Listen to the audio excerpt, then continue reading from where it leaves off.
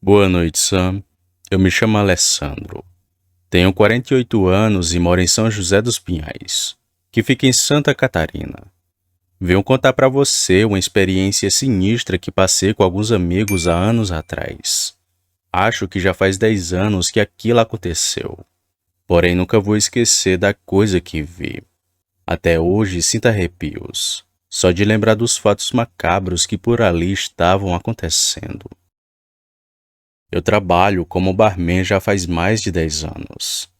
Hoje trabalho com pessoas e em locais diferentes daqueles da qual estava trabalhando, mas ainda tenho contato com meu antigo chefe, também amigos que trabalhavam junto a mim e que estavam no mesmo lugar que fui.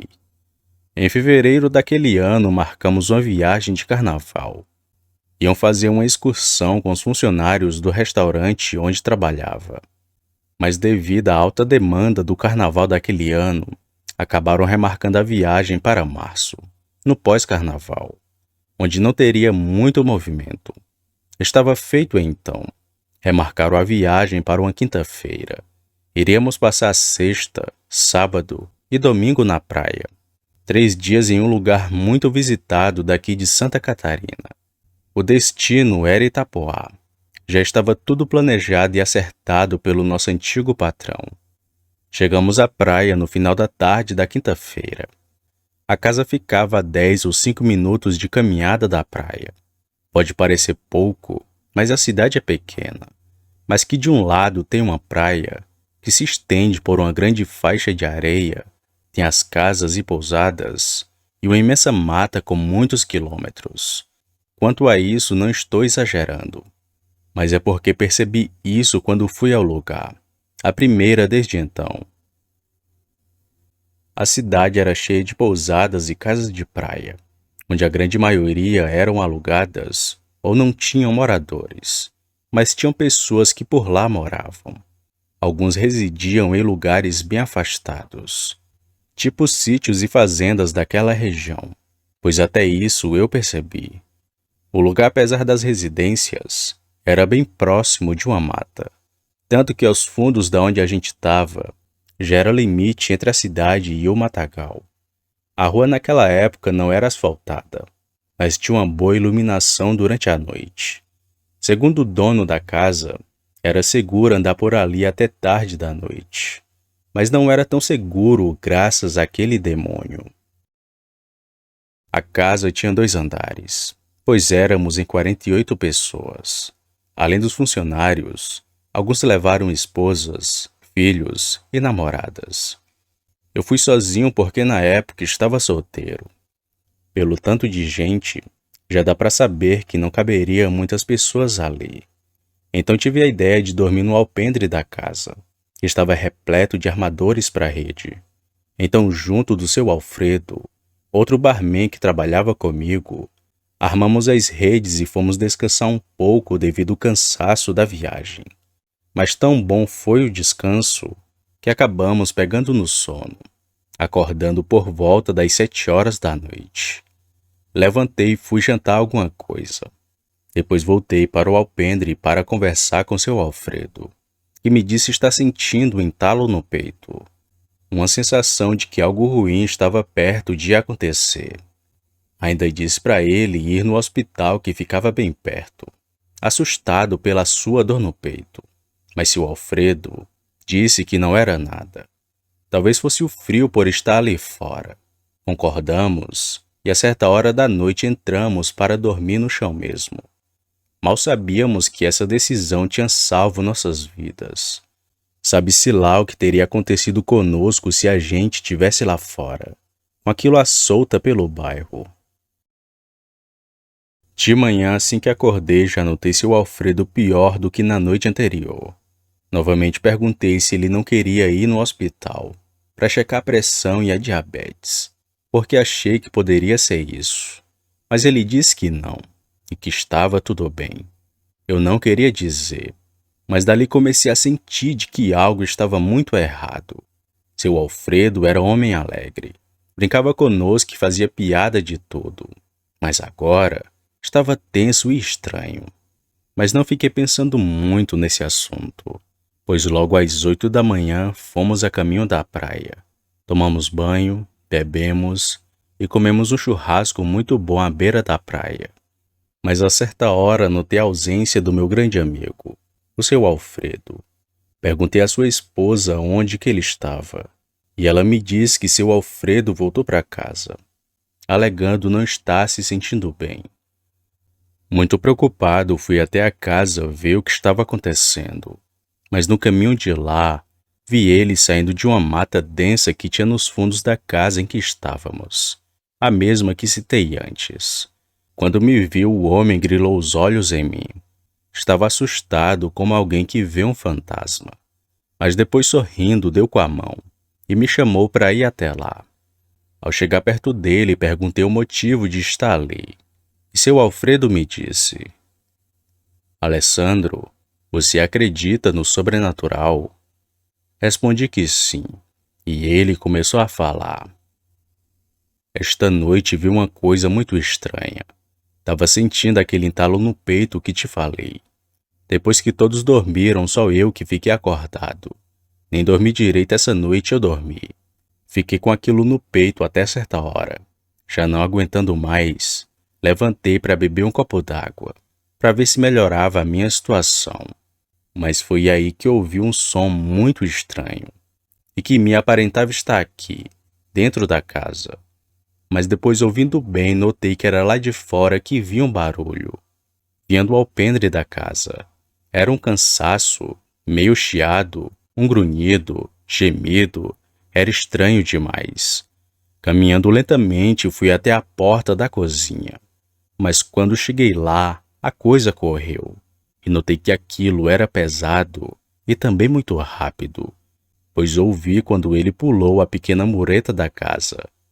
Eu saí da casa e fiquei olhando pelos arredores, mas não vi nada por ali. Só um cheiro muito forte de algo fedido. Era como se algum animal morto estivesse na casa. Alessandro, quando olhei na direção da mureta, eu vi o que achei que fosse um cachorrão, desses grandão que a gente só vê em filme. Muito peludo, pelagem preta. Achei que ele só estava de passagem pelo lugar, e fui me aproximando para ver melhor. Eu pensei que aquilo fosse um cachorro pelo formato da sua cabeça, e também pela sua pelagem escura. Mas quando me aproximei, vi que aquilo não era coisa desse mundo. Olhando bem, vi que a coisa parecia mais um porco do que um cachorro. Tinha uma boca larga, repleta de dentes, e parecia sorrir para mim. Nisso já estava com medo. Mas a coisa se levantou e ficou em pé, Alessandro. A coisa ficou olhando para mim, de uma forma que jamais vou esquecer, e nem quis ficar ali para saber o que iria acontecer. Corri muito rápido e fechei a porta da casa. E da janela vi que a coisa ainda voltou a entrar no quintal. Mas depois, com um salto, pulou o muro e foi para a rua. Ficou olhando pelos arredores e depois entrou nesse matagal aqui e sumiu desde então. Acreditei na mesma hora em tudo que ele me disse. Seu Alfredo estava assustado que nem uma criança.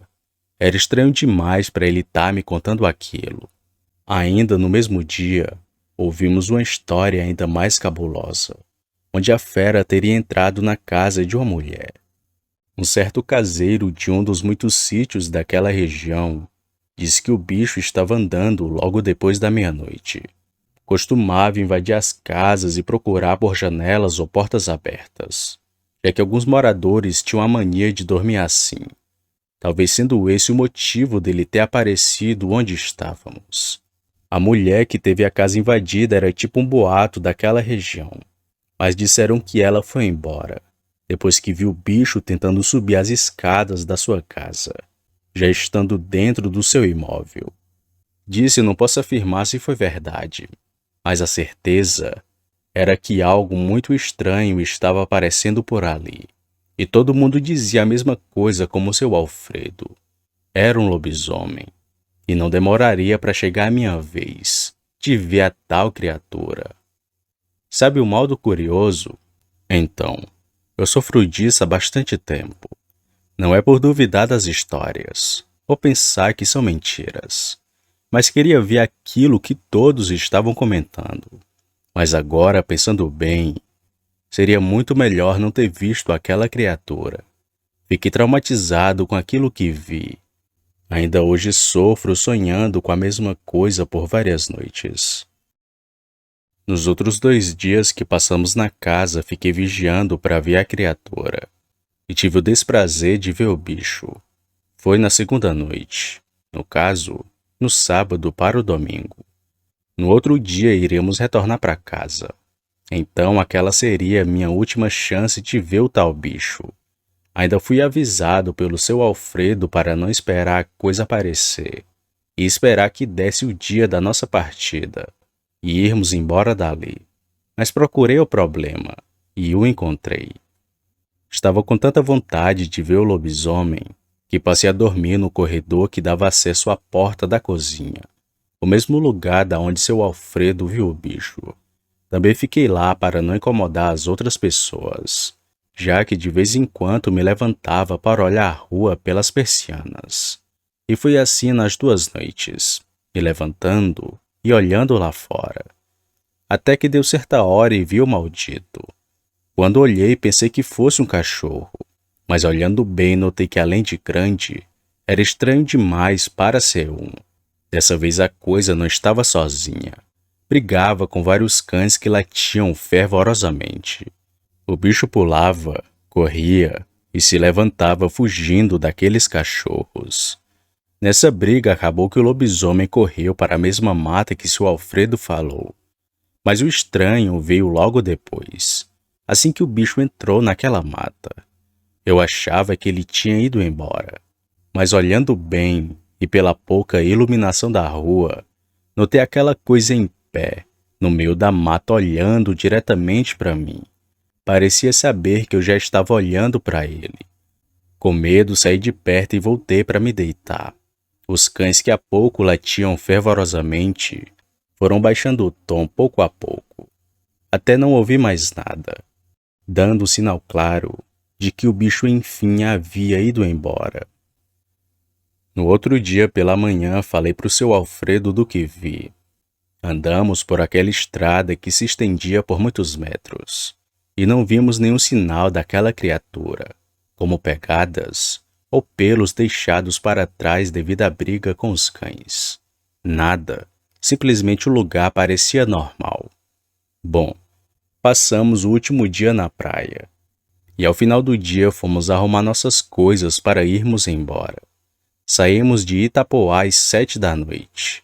E no caminho da saída de lá, ainda olhei por aquelas estradas se via a tal criatura, mas não pude ver nada. Depois de alguns meses, fiquei sabendo de uma reportagem local da cidade, onde moradores começaram a relatar aparições cada vez mais constantes da dita criatura, que assombrava a cidade desde muito tempo, sendo aquele mais um de muitos ocorridos do lobisomem. Hoje fico pensando na sorte que eu e o seu Alfredo tivemos naquela primeira noite, pois iríamos de fato dormir no alpendre da casa, coisa que não se concluiu por conta do seu mal-estar. Querendo ou não, fomos salvos por isso. Se não, talvez tivesse acontecido um ataque brutal daquele ser. Boa noite.